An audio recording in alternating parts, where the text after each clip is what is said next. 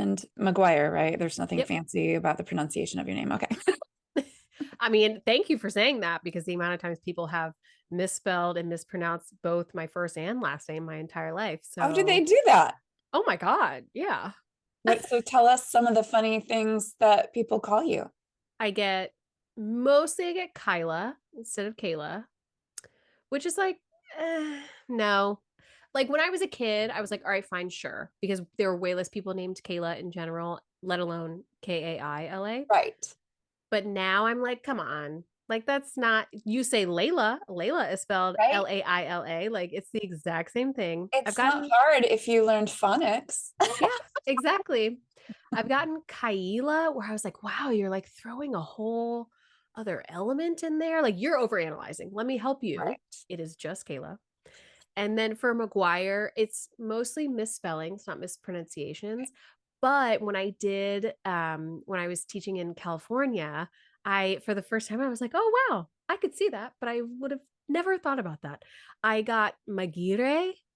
Oh, Yeah, and I was like, okay. oh, sure. Now that you mention it, why not? But I mean, no. that's kind of a fun way to say it. Yeah, Maybe yeah. you are Kaila Maguire. That is who I am to many people. Hi, I'm Tamara Zoner. Welcome to Spirit Cafe. Come in, sit down, and grab a cup of love. Hold on, let me close my door. I just realized I left it open. That's fun. Yeah, I mean, mine is fair because it's three different names spelled the exact same way. Tamara, which is Yeah. mine, Tamara, Yeah. and Tamara. Oh, Tamara. I didn't even, yeah. Yeah. And if they're Okay. British or Latin, they'll say Tamara every time. Like I Oh, spoke to a woman yesterday from well, she's from the UK. And so I said, by the way, I know how you'll pronounce my name. yeah. It's not said that way. It's Tamara. So she was very Yeah. careful about saying it right. So that was pretty funny when we're with, a group of friends where there is a Tamara and me, and then everyone's Does that confused. happen? Yeah, everyone's confused because my best friend has a good friend named Tamara. And so no one ever knows what to call either of us when we're together. They do fine when we're not together. Then when we're all together, it's very confusing. And the worlds collide, and you're just Yeah. like, I knew for a while, I knew two or three different Ariels. And yes, 90s babies, you know us. Yeah. Disney was really big.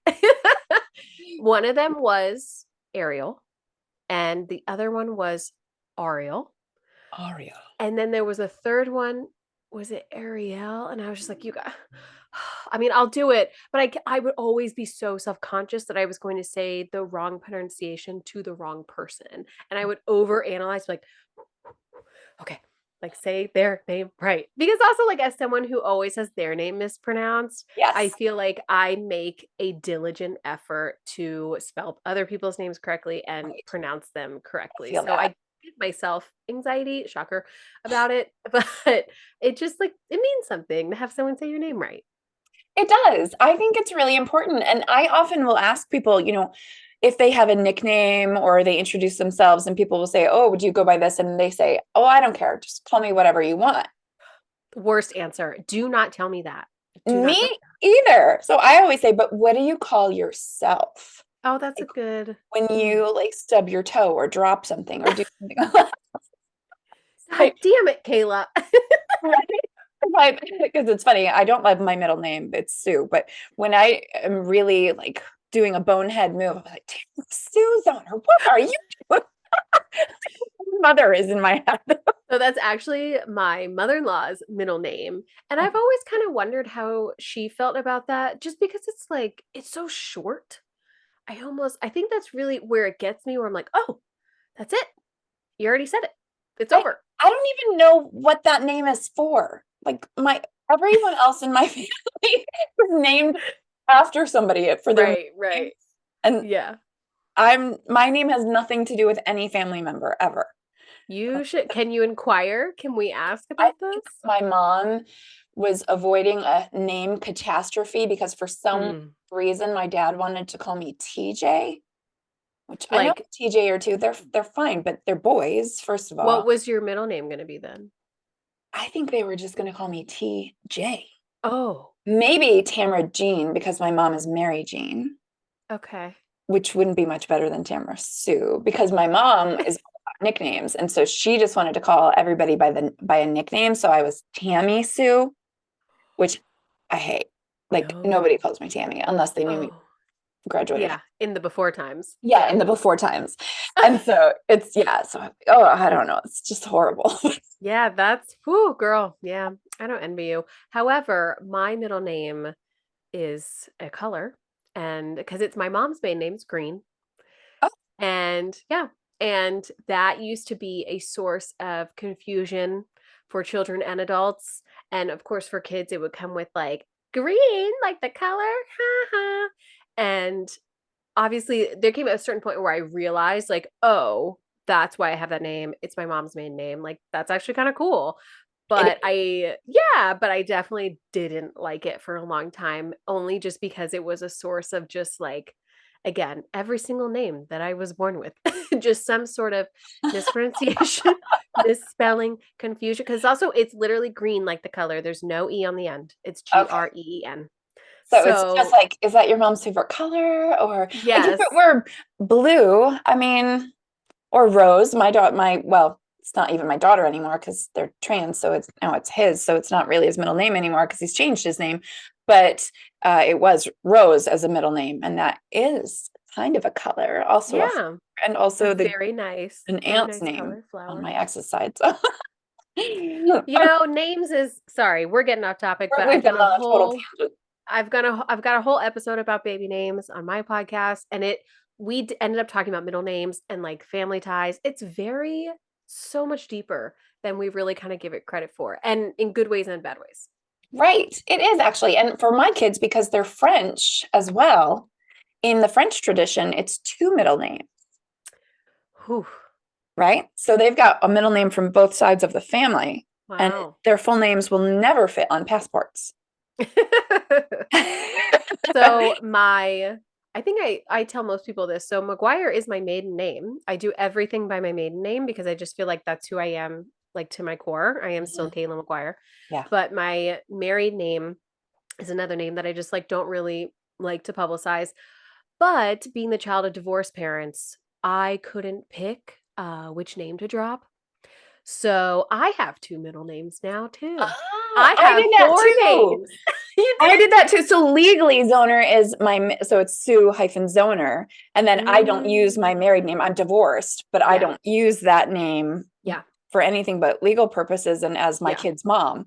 Yeah. Um, Same, except I'm not divorced, but like that's the exact same. It's for legal purposes.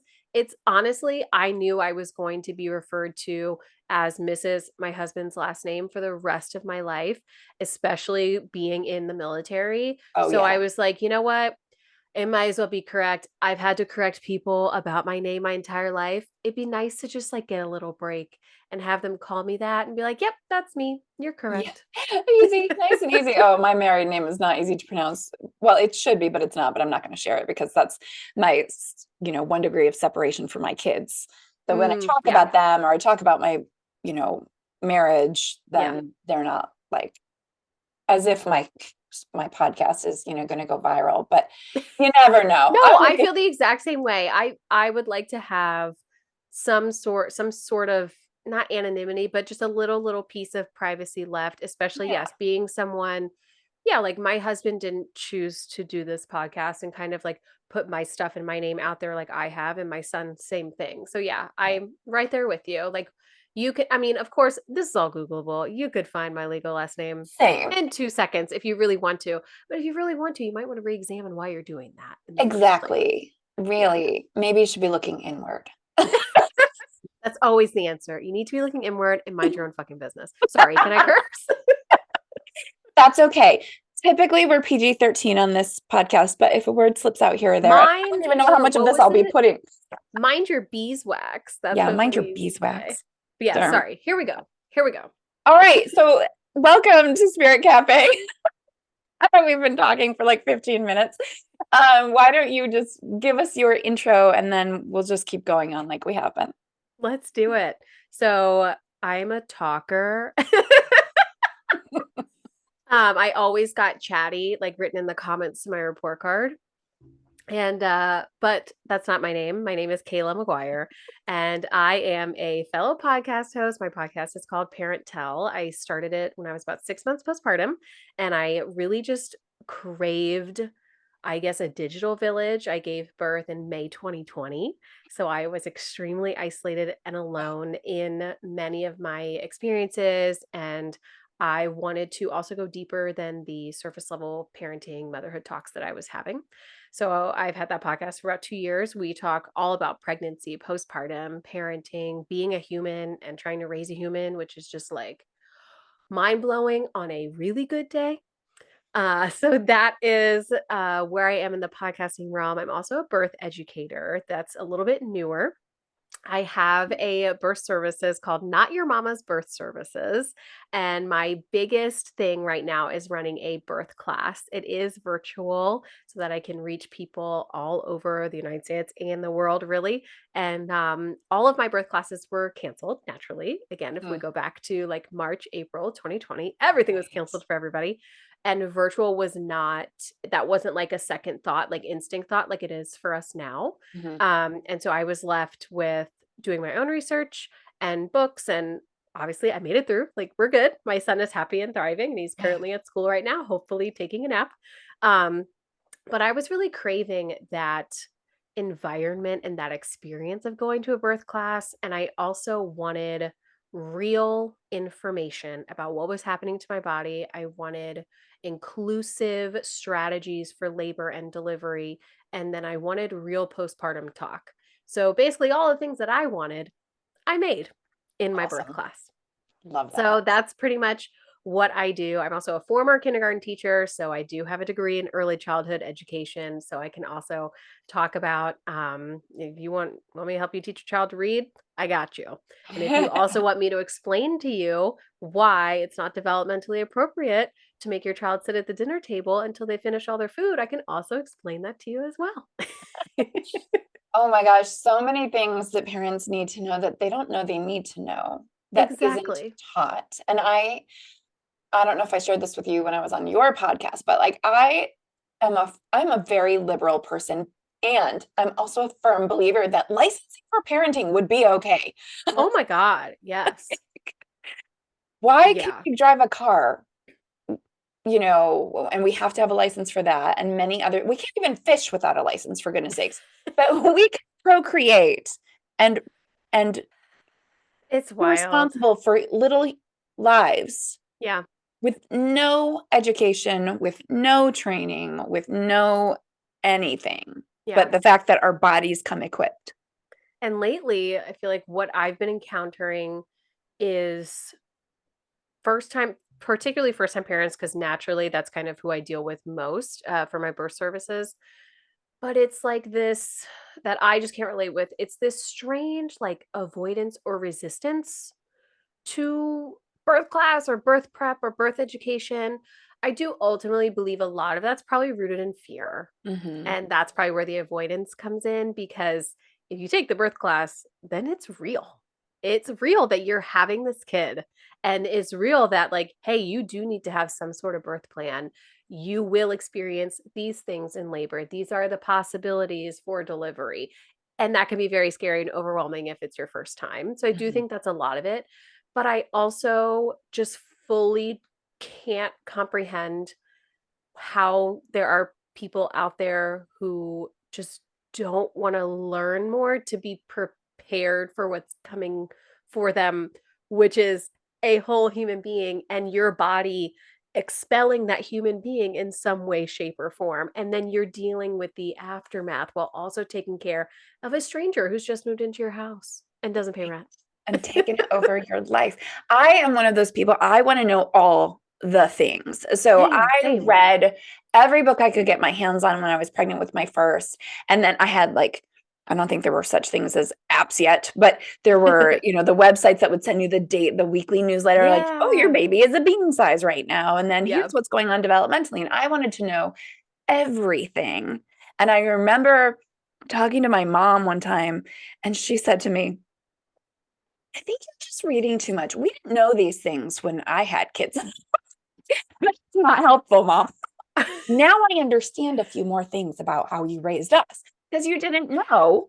And I Yeah. want to know, and not Yeah. in a like anxiety ridden helicopter parenting kind of a way, but so that I could be prepared and recognize things that were going right and Yes. also recognize things that I need to have addressed. Yeah. And if Yeah. your kids choose to have kids, it's going to be the exact same thing. And I think that is always kind of like a nice stoppage point to present to somebody like our parents or someone in a different generation who is not understanding where we're coming from and how much parenting has changed over. I mean, it's constantly changing, but especially I feel like in the last 20, 30, 40 years, Mhm. like parenting has changed so much. And I, maybe biased, would argue that because we know so much more, it is so much better. We're able to do so much more for our kids. But at the same time, it's constantly changing. In 20, 30 years, if our children have children, they're going to be saying the exact same things to us like, oh no, like this is what the latest research says, or like this is what I'm doing because of this. And I'm sure our gut instinct will probably to be like, well, that's not how we did it. And you Right. turned out fine. And that's when you're looking a little too inward. You're taking it a little too personally. So real. Like your kids are still young, like really young, right? Your oldest Yeah, is yeah. 3. Almost, yeah. Yeah, okay. Almost 3. So you're gonna like once they're into elementary school and they're learning, like my kids went through math and they were learning this common core, right? And I was like, Yeah. that's not how we did you do division. That's not how you do multiplication. And they're like, but the teacher says we have to do it like this. Makes no sense. It's totally crazy. But okay, this is how you're being taught right now. Yeah. Yeah. And it's, yeah, very similar where it's like, I am constantly brought back to the phrase of know better, do better. And I feel like, particularly when it comes to raising children, parenting children, trying to form these tiny little brains into inclusive, empathetic, grown adults. I stopped myself. Catch, mom. Yeah, grown adults. I feel like that's what we would want to do, right? Like how could we have it any other way? How could we still be doing the same things today in 2023 that we were doing in 1923? I actually posted on I'll have to send them to you. I posted on the Parentel story on Instagram from this website called Curious Parenting, and they took quotes like from publications from like the late 1890s to the early like 1910s, 1920s, and it was so funny. It was about bicycle riding, and it was basically each one was about like a different kind of kid-centric activity, but that was new at the time. Okay. And it was basically yes, it was basically saying that it was like bicycle riding is like a waste of your time and it's not going to lead to anything good. And it said the same thing about tag. It was like children, essentially, long story short, Oh, children should not be playing tag because it is a waste. They should be occupying their time in other ways. And then at the very end, because it was a thread on Instagram, at the very end, it said, we have been questioning like childhood and battling this battle forever, as you mhm. can see. Do you think we're going to be okay? And it was like, wow. First of all, it's just like insane to read these quotes about like you're hating on tag and like red light, green light. Like, what do you? It So was essentially wild. childhood and play, Yes. which is Yes. so vital. Even as adults, it's so important that we play. And Yes. oh my gosh, that's my Yeah. daughter and I, my oldest, just watched The Sound of Music. She's going into vocal performance and Oh, nice. Julie Andrews. So I said, okay, I've been remiss as a parent who loves Broadway and all things musical. We need to watch this.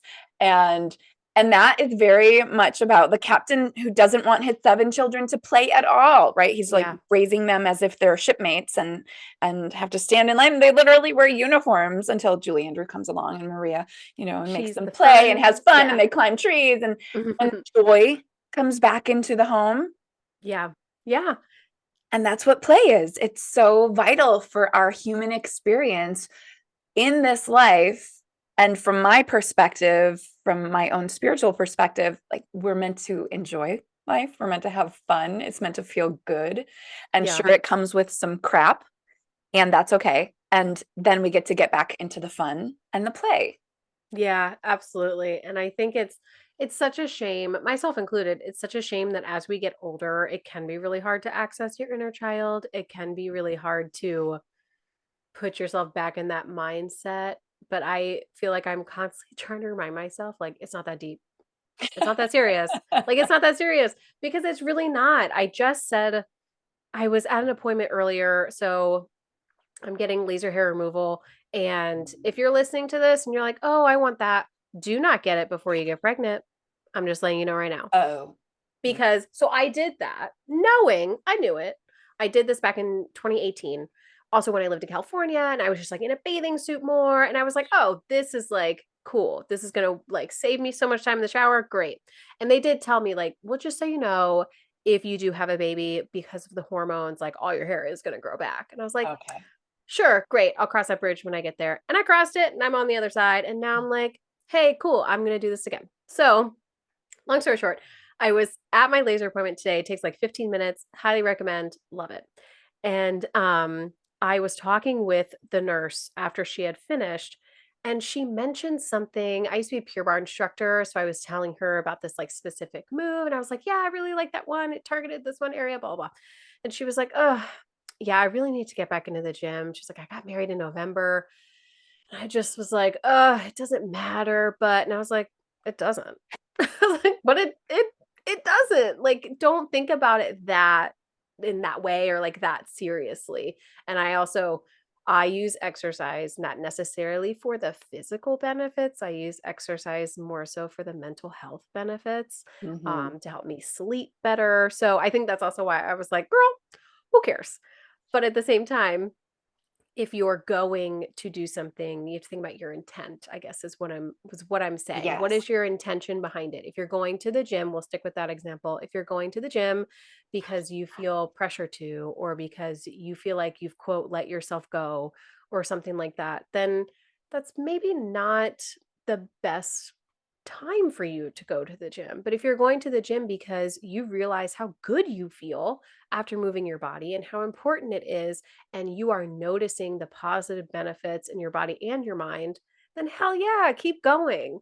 So I think it's so important to think about like what is our intent when we do things and when we say things to people. And a lot of that I can bring it back around to parenting. Like a lot of that comes back to if we're talking to someone in a previous generation or a generation or two above us. I think I spend a lot of time thinking of like, what are they really saying to me?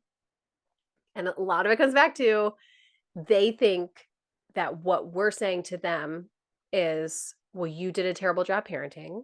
You messed me up. And now, like, I'm dealing with the consequences. When often that's not what we're saying at all. We're literally saying, like, that's like a separate conversation. All we're saying is, look at this, like, cool new way that I have figured out how I can reach my child or how I can help my kid be a successful or happy individual. Like, isn't this so cool? I'm excited to parent my child in this way. So yeah, I don't know where I was going with that at the end, but I don't know, but I have a lot to comment on. But one of the things about something in there that you said is is that I love understanding developmentally where my child is at. And so, if I hadn't read the books when my baby first started playing with their feet, I wouldn't have known that they didn't realize they were a part of them, yeah.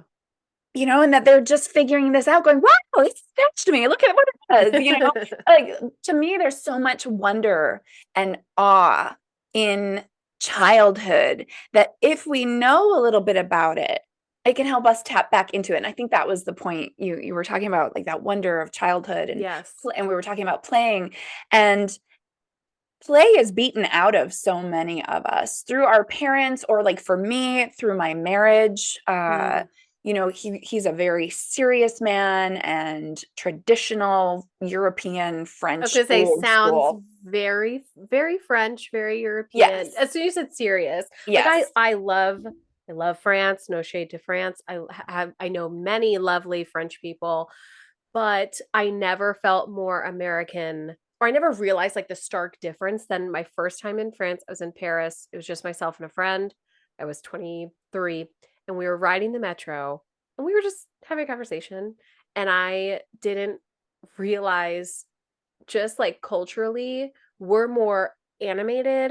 Mhm. She and I were laughing, giggling, joking. Our expressions were varied. And I kind of looked around the metro, and that was not what was reflected back at me. Yeah. And later during that same trip, I had someone kind of like automatically know we were Americans, even though we could both speak French. So we were trying really hard to not speak English. Mhm. And I asked, I was like, how do you know?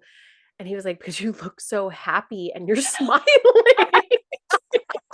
You're like bubbly and smiling. And I was like, wow. Okay, yeah, I guess that is a stark, yeah, so you said serious, I was like, "Well, Yeah, yeah, French." he's French. He's French. And so, over the years, because we were married almost 16 years, 16 legally, I left at 15. Um, but I received the messages like kids often do from their parents, but I received the messages that I was too loud. My laugh was too loud. I sang too loud. That I needed to be more serious, wear more proper clothing, and with color, like black is not, I only wear black pretty much just My because that's favorite what I've color is black. So he'd buy me like these pretty dresses that were totally not my style.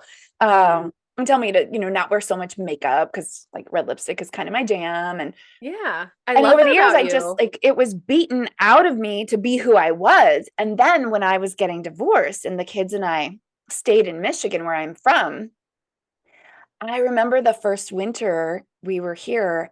I grew up on a hill, so we were living with my parents at the time. And we would sled down to the bus stop in the winter. And I can remember the first time that I laughed loudly and had fun again. Wow. And it was so wondrous. It was so like heart expanding and opening. And I remember, I think I even put it on Facebook because that's what I do, that I had fun with my children and I was playing again.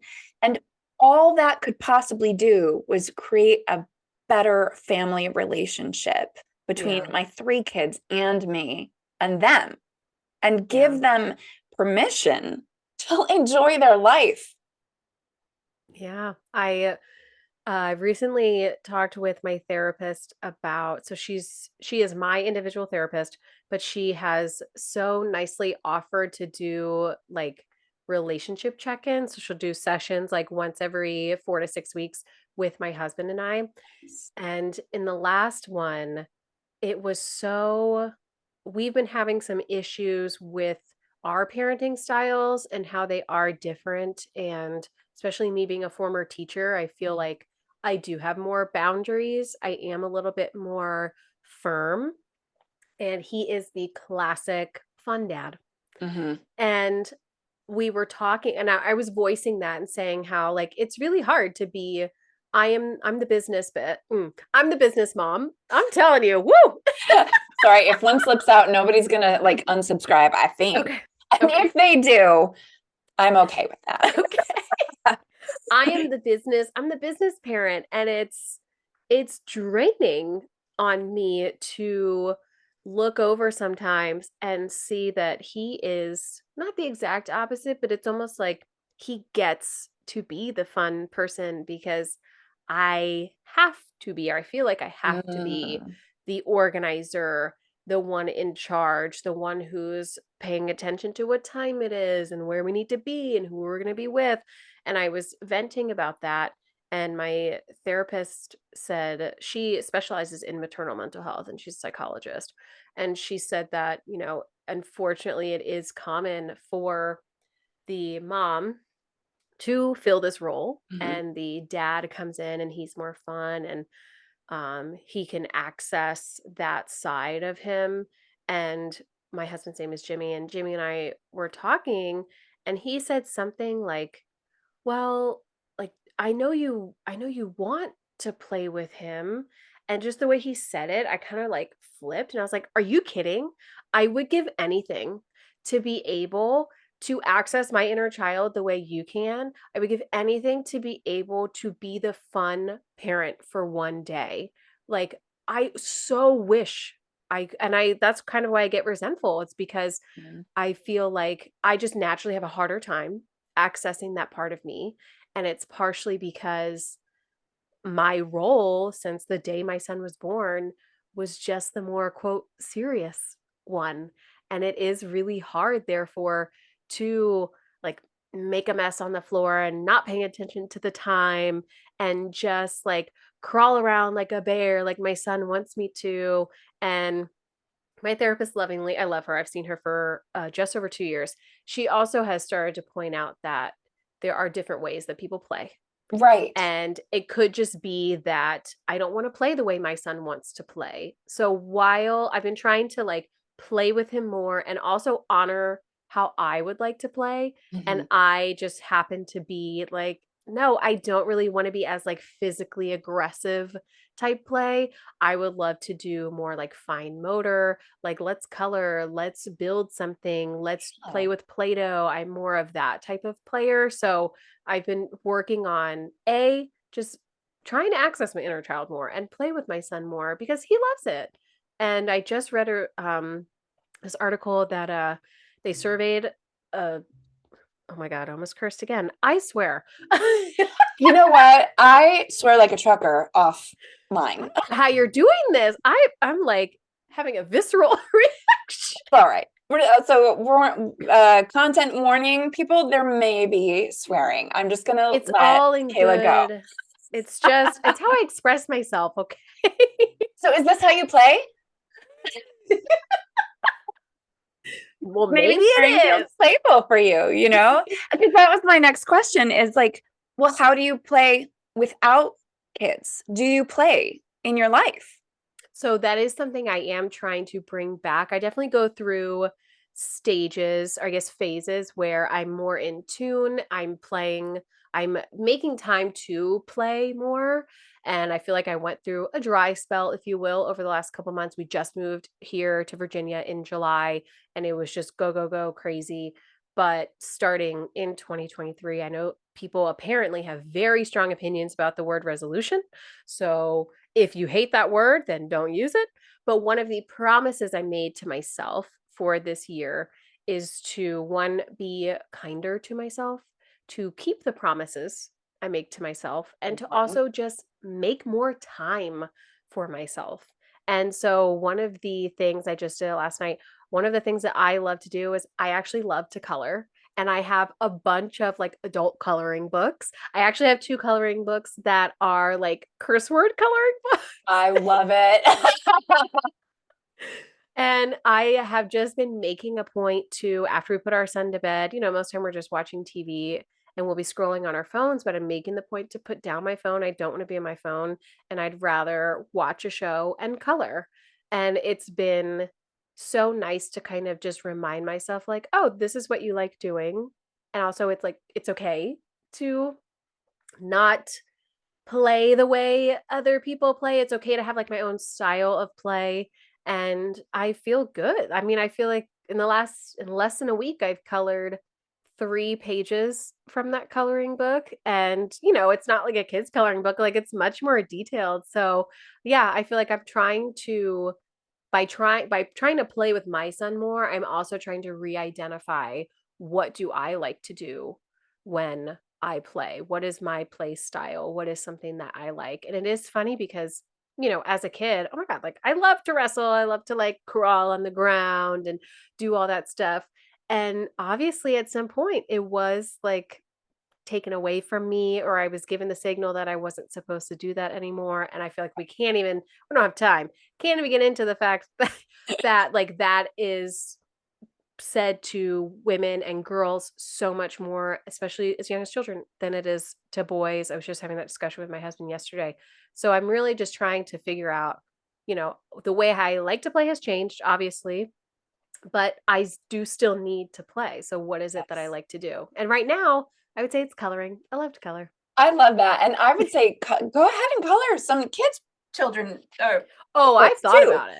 Because I've thought they're about fun. it. Like I used to color Sesame Street books. I love that stuff. Yeah. It made me remember in college, at first I was a theater major. Me And too. oh, yeah. Okay, now it's all making sense now.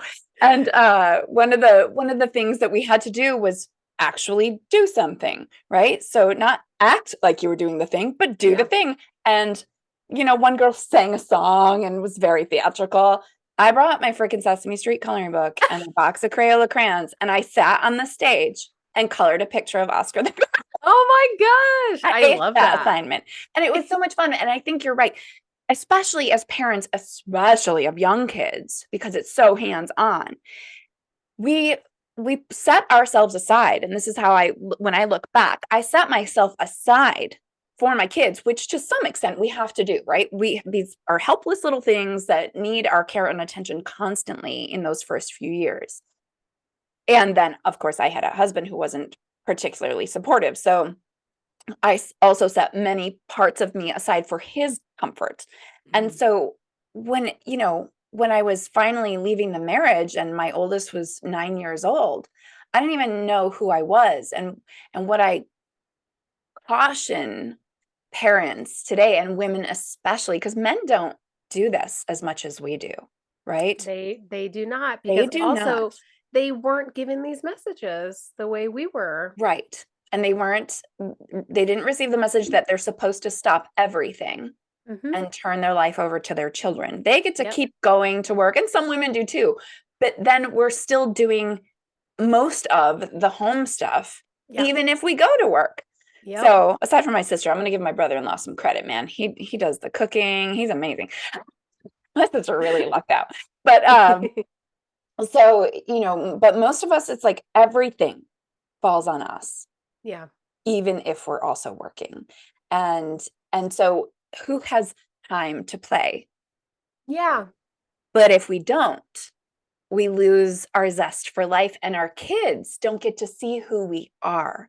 Yeah. And I think that's one of the things that, in witnessing my children witnessing me as a single mom, they like me better because I play with them. And I'm Yeah. still I wouldn't call myself strict, but I have very clear boundaries, very clear Mhm. rules. And all I've ever had to really do disciplinary wise is say, who are you talking to right now? And they're like, oops, sorry, mom. Okay. Lately, we I will be like, "Try that again." Yeah. And yep, just like, "Hmm, that Yep. doesn't sound right. It's like, Something's well, when missing mine here." were little, I was a yeller. I was not in a happy place, and I was mad at my husband, and I was angry, and like I had tossed myself aside. And so as I healed that and played more, then the yelling totally stopped because I learned everything that I teach today and became like calmer. I increased my pause button. I made sure I took really good care of myself, right? So even if it doesn't matter, because now I'm in a committed relationship, it matters to me, right? That I Yeah. take care of my body, that I take care of my mind, that I take care of my heart, and that I take care of my relationships. Yeah. This And I one try being the and most important. yeah, and I that is another piece that will push me to take care of myself more is when I think about the fact that my son is watching me take care of myself, and Yeah. that is going to end up sticking with him. And not only do I feel like, I mean, I hit burnout like what, every 2 weeks? Because at this like, I mean, let's be honest, at this rate, like it's impossible. The way our society and our systems have been set up, it's Mhm. impossible, particularly if you're the primary parent. It's impossible to feel like you can get everything done and everything done well. And so occasionally I will take like the night off. I'm like, I'm taking my Union 15 times like 5 down in the basement. Like my husband, so he's the one who does most of the cooking, and he brings me dinner down here, and I'm in the basement right now, and I used to feel so guilty, especially because I can hear them eating dinner, and even if I like hear my son, whether he's having a hard time or having a good time, I'm like, "Ugh, I'm supposed to be there. I'm supposed to be there. Like I'm so selfish. I'm so selfish. I'm a bad mom Mm. for like sitting here." And it has taken, it still comes and goes, but it's taken so much work for me to realize that no, I'm being a good mom, but more importantly, I'm being a good person to myself by saying, I need a break. Mhm. And then I'll come up and I'm like, hey, like what's going on? Hey, you guys. And it really makes me realize, like, wow, I just really needed to be by myself. I would say Right. that's like my number one, I feel like unfortunately the term self-care has been poisoned, but that's my number one self-care thing that I do is I just like to be by myself. And when I do start to feel guilty about it, I just really try and remind myself that I'm modeling for my Yes. son the importance of listening to yourself and the importance of paying attention to what you need. And I do that when like he sees me work out and like Right. that's like one of the more obvious things. Like, yes, I am taking care of myself by exercising on our Peloton bike, but I also think smaller, more meaningful things like I need a break. I need some quiet time. I'm Mhm. going to go down. I'm going to have dinner in the basement tonight.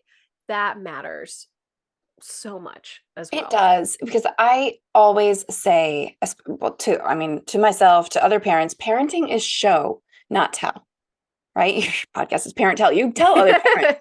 You have to show your kids, right? Yes. We show them. It's all show because we all learn what we see.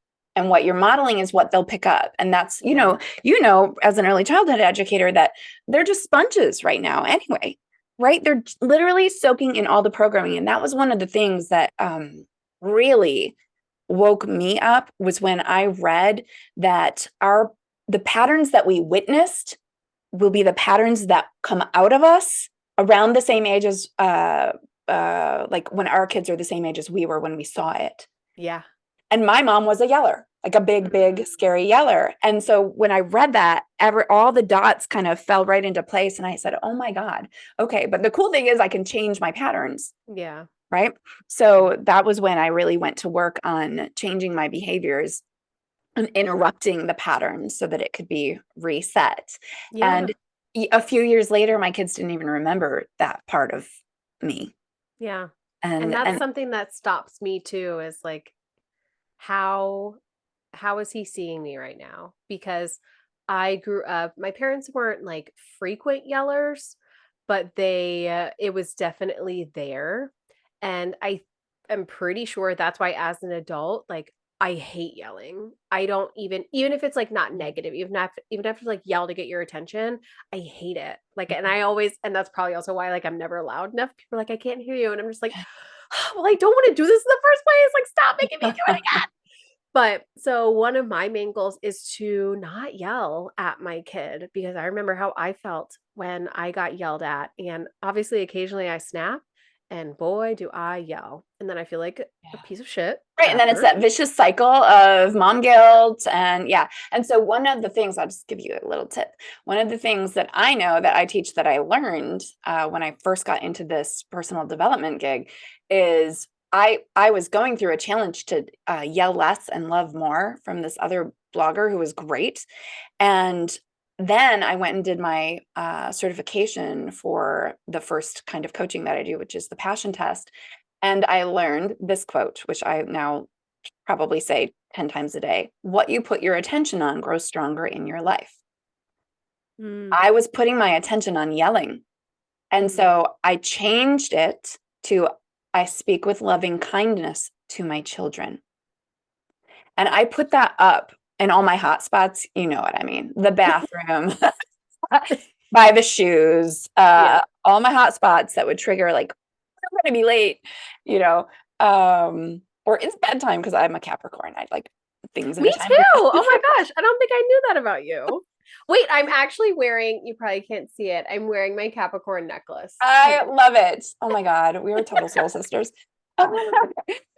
So I like all that order, structure, and be on time. And my dad was in the Air Force, and it was like, if you're not early, you're late. And it just Yeah. like, even at bedtime, that was in my programming, right? And so Yeah. so I put up those little notes, like, speak with loving kindness to your children. And my passion was to have a happy, harmonious family life. And so I Yeah. just kept those in my attention until I started to shift and remember, like, am I choosing in favor of that right now? Mhm. And we started this conversation. Well, we started this conversation with middle names, but uh, around intention.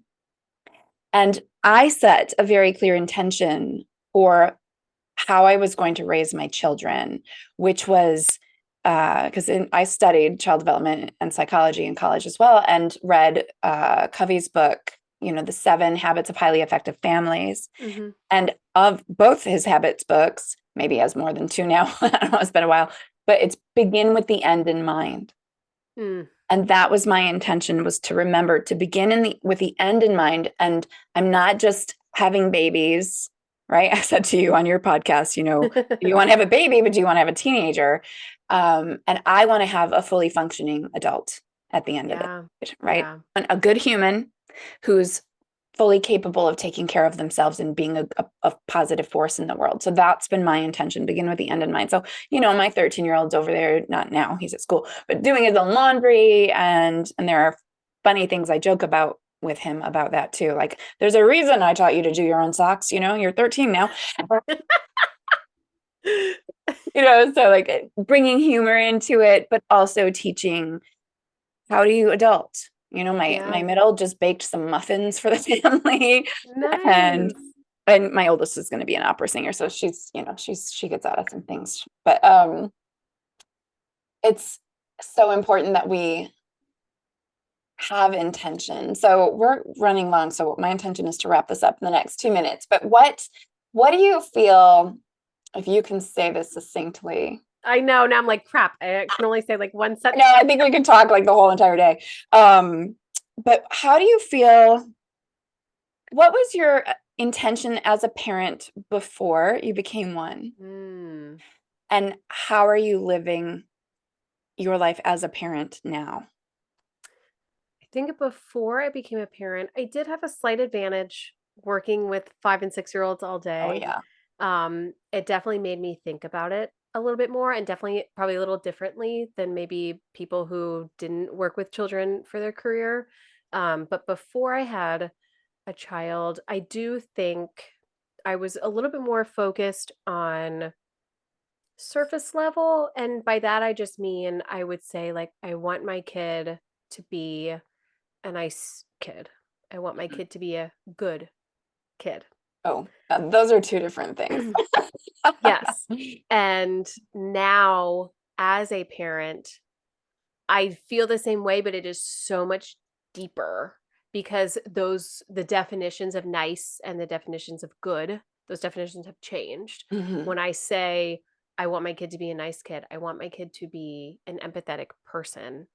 I want him to be able to understand his own emotions and be able to understand other people's emotions, and they go hand in hand. Mhm. When I say I want him to be a good kid, I don't mean, I Like he following the behaves rules. perfectly. Yeah, Yeah. yeah, exactly. I don't mean that at all.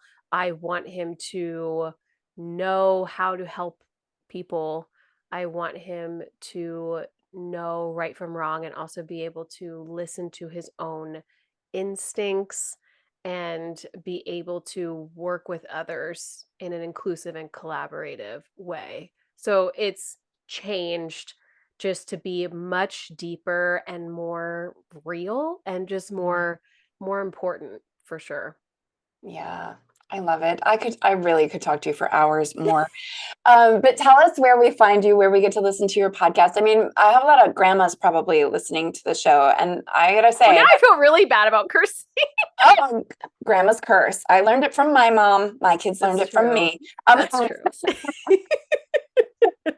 But they're not actually, well, my 17-year-old is now allowed to say many words, but the other ones, Nice. like they're like, can I say this word now? Yeah, mom. Because at dad's house, it's a free for all. But at my house, I'm like, no, you need to learn when it's appropriate and when it's not to swear. So, Exactly. so, but anyway, yeah, where can we find you? And the grandmas share this with your kids too, and listen up, because these are wise women talking about parenting today, from babies Yes. to toddlers to teens, and at any age group, at any age, at any stage, this matters, because we're all a community raising these children together. Even if I have mine and you have yours, we're doing it in community. Yeah.